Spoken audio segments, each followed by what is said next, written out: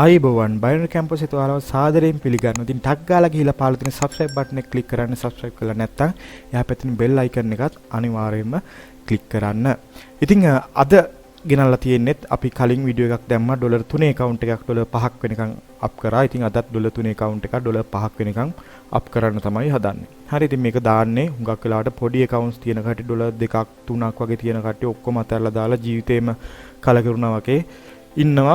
Tamanට මොකුත් මෙතනින් ඉස්සරහට යන්න බෑ, Tamanට මොකුත් කරන්න බෑ කියලා. ඉතින් ඒ වගේ ඉන්න එපා. අනිවාර්යයෙන්ම මේ විදිහට ඔයාලට accounts up කරන්න පුළුවන්. මිනිත් ට්‍රේඩින් විතරක් පාවිච්චි කරන්න. පොඩි accounts ඉස්සරහට අරගෙන එන්න ඕන නම් account එකේ balance එකක් තියෙනවා නම් තමයි ඔයාලට tick trading පාවිච්චි කරන්න පුළුවන්. එහෙම නැත්නම් ඔයා මිනිත් ට්‍රේඩින් අනිවාර්යෙන් කරන්න. මම ඒක කලින් වීඩියෝ එකෙත් මතක් කරා.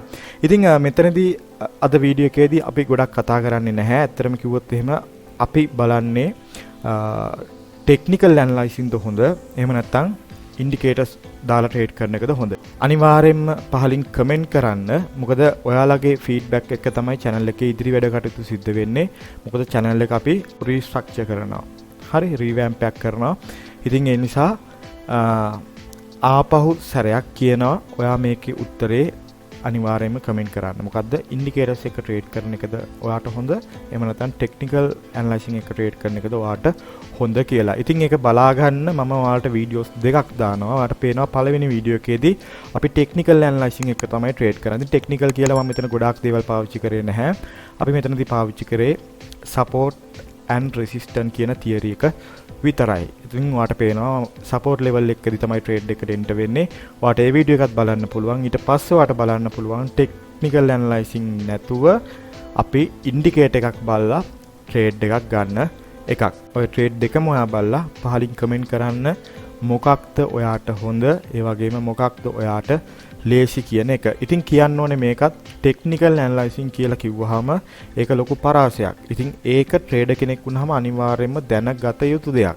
මොකද අපි මේක අද කරලා හෙට නවත්තන්න නෙවෙයි. ඔයා මේක දිගටම කරගෙන යන්න ඕනේ. ඉතින් ඔයාට මේකේ පැවැත්මක් තියෙන නම් ඔයාට මේකේ survive වෙන්න අවශ්‍ය නම් ඔයාට අනිත් දේවල් වගේම strategies වගේම technical analyzing පැත්ත දේවල් ඉගෙන ගන්න ඕනේ. ඉතින් technical analyzing පැත්තේ දේවල් ඉගෙන ගන්න classes යන්න අවශ්‍ය නැහැ. ඔයාට ඕන තරම් YouTube එකේ channels තියෙනවා. ඕන තරම් වාට බලලා ඉගෙන ගන්න පුළුවන් විදිහේ. හරි. ඉතින් අපි ඉස්සරහට බලමු කොහොමද අපේ රිවැම්ප් එක වෙන්නේ කියලා channel එකේ. ඉතින් ඔයා මේ වීඩියෝස් දෙක බලන්න. බලලා ඉවරලා අනිවාර්යෙන් පහලින් කමෙන්ට් කරන්න ඔයා කැමති මොකටද කියලා.